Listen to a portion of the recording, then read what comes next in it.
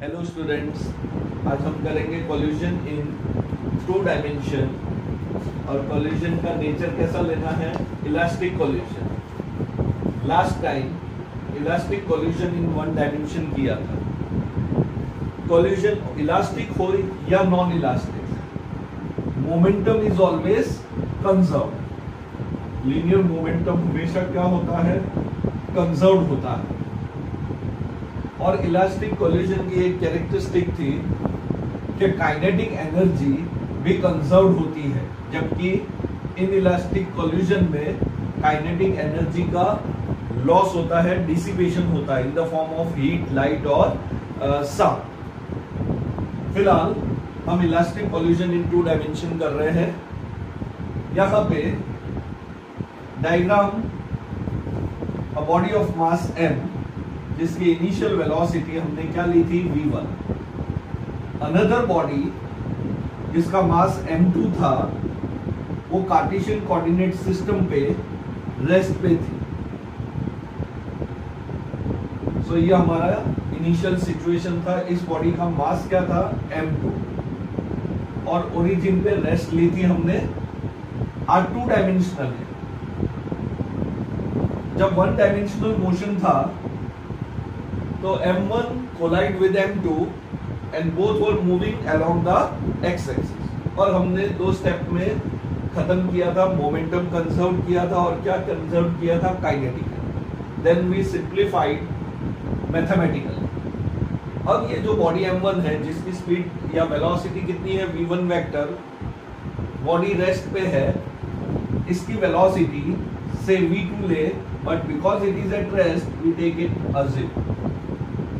अब after collision 2 dimension में जाना है, तो चलो बॉडी m1 टकराने के बाद यहां चली गई और इसका एंगल ले लेंगे θ1, क्योंकि 2 डायमेंशनल मोशन है।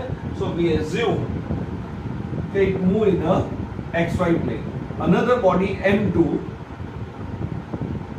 वो इस तरफ आ गई है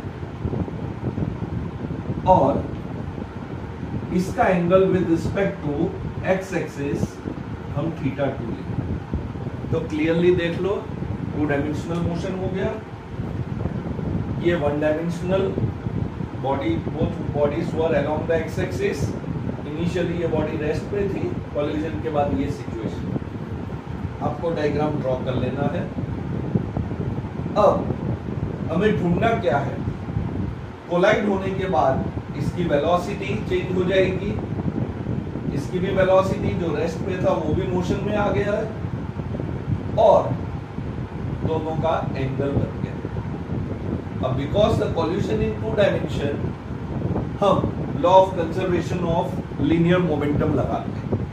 2 डायमेंशनल है तो हम वेक्टर फॉर्म में लिखेंगे।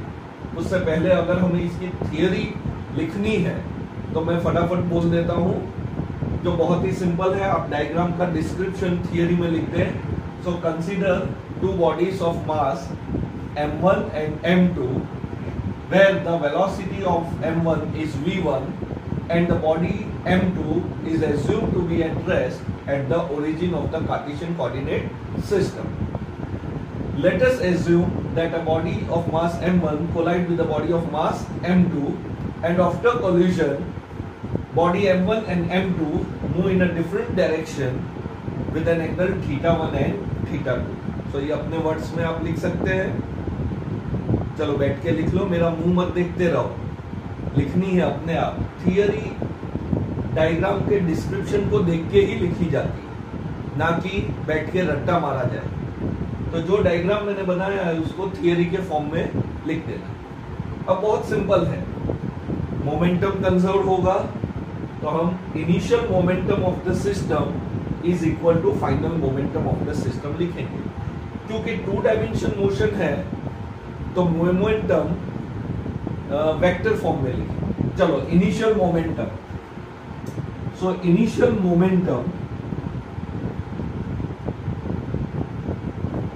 Momentum means before collision.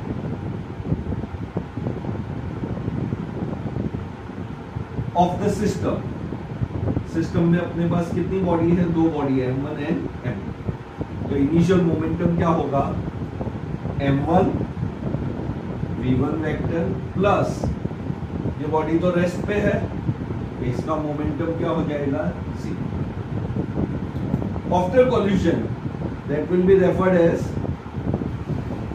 final momentum, that is after collision. So final momentum of the system equal to, vector form में लिख रहे हैं हम इक्वेशन.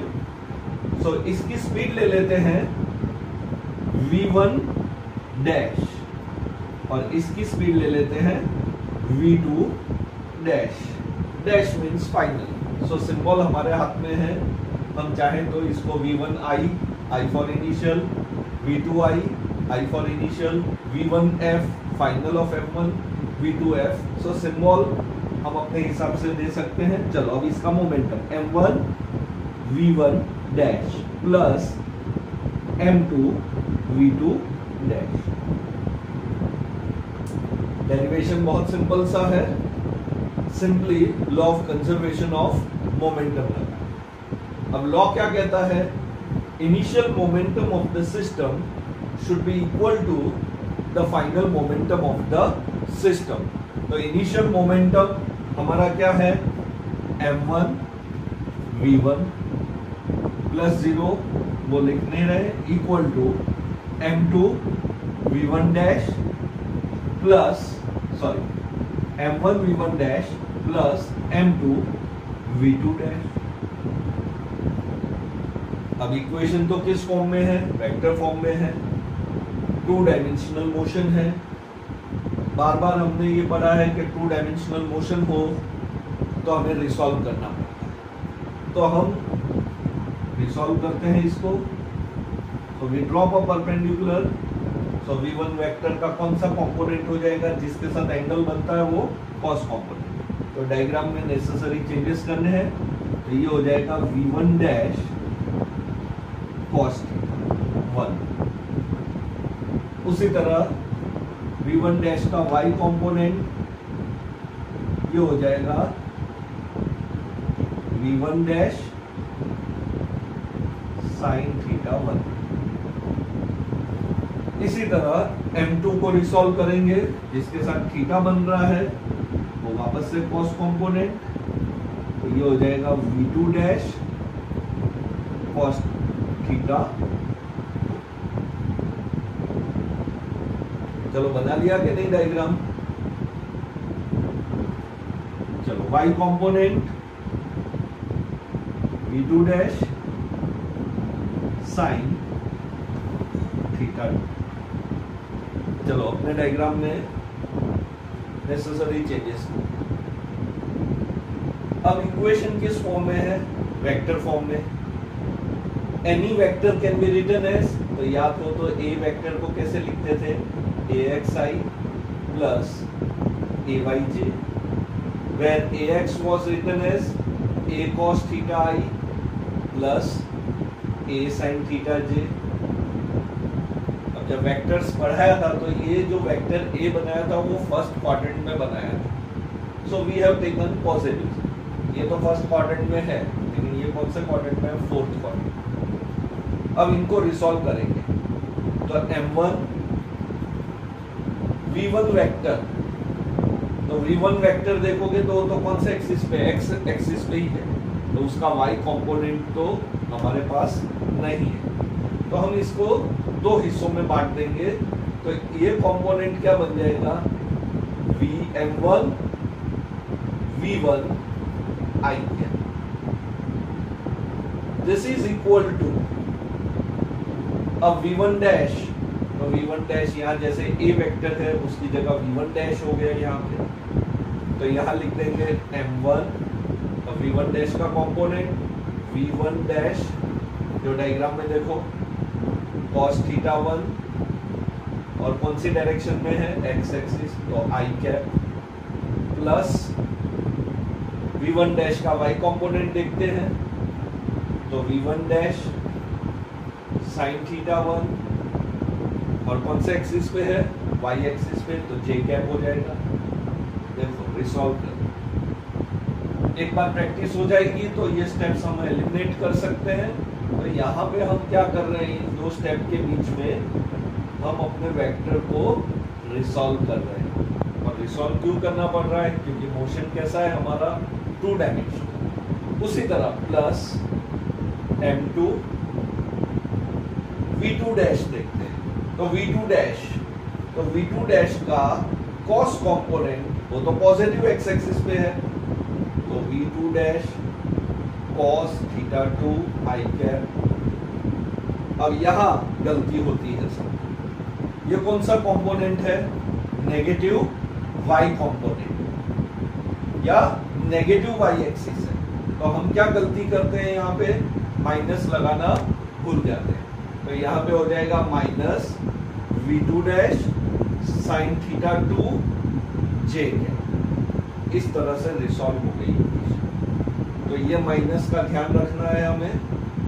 अब comparing both side, i component के साथ कंपेयर होगा, j कंपोनेंट के साथ कंपेयर। तो यहाँ का i component m1 v1 equal bracket open कर दे, m1 v1 dash cos theta 1 plus m2 v2 dash cos theta. i component तो कैंसिल हो गया या कंपेयर कर दिया। तो देखो ये स्टेप नहीं लिख के हम डायरेक्ट लिखते हैं m1 v1, तो v1 का x कंपोनेंट ही था तो सीधे लिख देते हैं m1 v1, क्योंकि यहाँ थीटा क्या है, 0 है, x एक्सिस पे ही है ये, और यहाँ पे ये x और y एक्सिस पे नहीं है, xy प्लेन और xy डैश प्लेन, इसलिए थीटा कंपोनेंट्स आ गए। और अगर तुम यहाँ थीटा कंपोनेंट देते तो भी थीटा कितना होता है, 0, cos 0 1। तो m1 v1 direct m1 v1। अब इसका सिर्फ x कंपोनेंट लिखना है, ये स्टेप नहीं लिखो। तो m1, तो यहाँ देख लो v1 dash cos theta 1, m2 v2 dash का cos कंपोनेंट की डायरेक्शन देख लो, तो v2 डैश cos थीटा। इसी तरह अगर हम इसको नहीं देखते, ये एक इक्वेशन आ गई हमारी। अब यहाँ से चेक करते हैं, m1 v1 का y कंपोनेंट तो x एक्सिस पे था, तो यहाँ क्या लिखना पड़ेगा, 0 equal to m1 v1 dash का y कंपोनेंट तो कौन से एक्सिस पे है, पॉजिटिव y एक्सिस, तो हम क्या लिख देंगे, m1 v1 dash sine theta 1। अब जहां गलती होती है, m2 v2 डैश का साइन कंपोनेंट वो नेगेटिव x एक्सिस पे है, तो minus m2 v2 dash sign of theta 2। तो ये हो गया। तो दो इक्वेशन आ गई हमारे पास, law of conservation of momentum के। अब यहाँ प्रॉब्लम क्या है, हमें ढूंढना क्या है, तो लास्ट जब 1 डायमेंशन किया था तो हमने आफ्टर कोलिजन v1 डैश ढूंढा था फॉर्मूला और v2 डैश का फॉर्मूला ढूंढा, मतलब कोलिजन के बाद की स्पीड ढूंढी। अब यहाँ अगर हम स्पीड ढूंढने जाएं तो यहाँ पे अननोन्स देखो कितने सारे। अब जनरली गिवन क्या होता है, m1 गिवन होता है, v1 गिवन होता है और v2 गिवन होता है। तो कोई भी न्यूमेरिकल में जनरली गिवन क्या होता है, और ये जनरली बात कर रहे हैं, m1 v1 v2 तो रेस्ट पे है और m2, ये 3 क्वांटिटी दी होती है।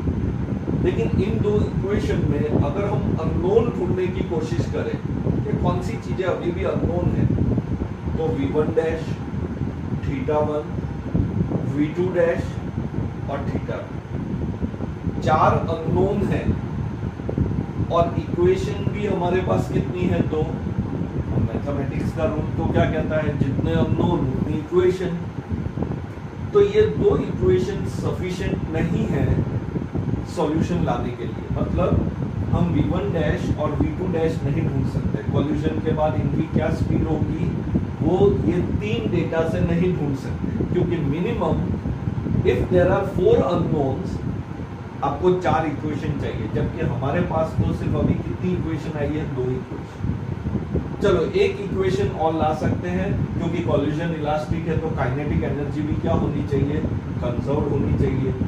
तो अगर हम काइनेटिक एनर्जी कंजर्व के हिसाब से एक इक्वेशन और बनाना चाहे तो चलो, initial kinetic energy half m1 v1 square equal to, ये तो 0 पे था, final half m1 v1 dash का square plus half m2 v2 dash का square. Half half cancel out कर देते हैं तो एक इक्वेशन और आ गई, m1 v1 square is equal to m1 v1 dash square plus m2 v2 dash का स्क्वायर। ये आ गई हमारे पास एक इक्वेशन और, इसको दे देते हैं इक्वेशन नंबर 5। तो हमारे पास अब कितनी इक्वेशन हो गई है, 3 इक्वेशन हो गई। ये v2 डैश, एक इक्वेशन ये है और एक इक्वेशन। अभी भी हमारी प्रॉब्लम सॉल्व नहीं हुई क्योंकि 4 अननोन है और इक्वेशन कितनी हुई है, 3 हुई है। तो इसका एक बहुत अच्छा सा एग्जांपल हमारी एनसीईआरटी बुक में है, वो नेक्स्ट लेक्चर में करेंगे। अब इस 4 में से 1 अननोन हमको दिया जाए, मतलब जनरली m1, m2 और v1 तो गिवन होता ही है और हमारे पास 3 ही इक्वेशन बनी अकॉर्डिंग टू थियरी और अननोन कितने हैं, 4। तो तुमको v1 डैश ढूंढने बोल सकते हैं, θ1 v2 डैश या θ2 ढूंढने बोल सकते हैं। तो 4 अननोन हम इस थियरी की मदद से तो नहीं ढूंढ सकते हैं क्योंकि 3 इक्वेशन। तो इन 4 में से भी अगर एक अननोन हमको मिल जाए तो हम बाकी बचे 3 ढूंढ सकते हैं। तो ये एक बहुत अच्छा एग्जांपल हम नेक्स्ट लेक्चर में देखेंगे। तो ये हो गया हमारा सॉल्यूशन इन 2 डायमेंशन। फटाफट देख लेते हैं, डायग्राम को अगर परफेक्ट समझ जाओगे तो इजीली हो जाएगा। बोलो क्लियर है कि नहीं है भाई? क्लियर है कि जाग रहे हो, सो रहे हो? अरमान जाग रहा है, सो रहा है? जाग रहा है, चलो ठीक है, जाग रहा है भाई। चलो रिवीजन कर लेते हैं। तो इनिशियली बॉडी का मास कितना है, m1, उसकी वेलोसिटी कितनी ली, v1 वेक्टर एक्स एक्सिस पे है, v2 m2 जो इनिशियली रेस्ट पे है, m1 m2 को आके कोलाइड होती है और दोनों अलग अलग प्लेन में चले जाते हैं। फर्स्ट क्वाड्रेंट में θ1 बना रहा है और ये θ2 बना रहा है। क्योंकि कॉलिजन इलास्टिक था तो मोमेंटम काइनेटिक एनर्जी कंजर्व होनी चाहिए। इनिशियल मोमेंटम लिखते हैं m1v1 plus 0, final momentum m1v1 dash plus m2 v2 dash. Momentum conservation law लगाते हैं, initial momentum is equal to final momentum. Vector form में है, ये स्टेप ना लिखते हुए डायरेक्ट लिख दो m1v1 तो उसका x component m1v1, x component जो कि कोसाइन है, इसका ही इसका x कंपोनेंट वो भी कोसाइन θ2, दोनों x एक्सिस पॉजिटिव में है। m2 लिख दिया हमने, m2 का v2 डैश का y कंपोनेंट वो y एक्सिस पे है और v2 डैश का y component negative y axis पे। तो ये माइनस साइन एक इंपॉर्टेंट रोल प्ले करती है। अब generally m1 v1 m2 v1 है, 4 अननोन है, इक्वेशन 2 थी। चलो काइनेटिक एनर्जी की हेल्प लेके एक इक्वेशन और ले ली। So you have 3 equation 4 unknowns. So generally 1 unknown हमारे को दिया जाना चाहिए, जो हम नेक्स्ट लेक्चर में इसका एक एग्जांपल सीखेंगे।